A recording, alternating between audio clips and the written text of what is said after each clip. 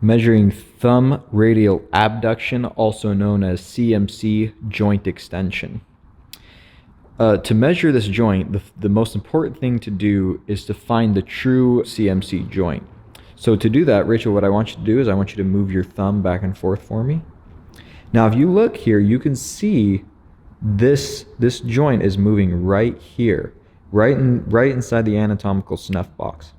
So what we're going to do is we're going to put our axis right on that location. Okay, and then the stationary arm, we're going to measure on the lateral aspect of the second metacarpal, so right here.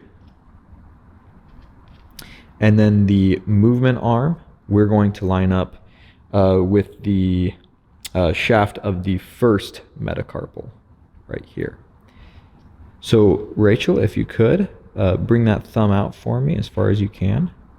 Bring that out.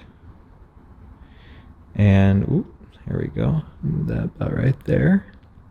So we are looking at 50 degrees for this measurement, which is quite common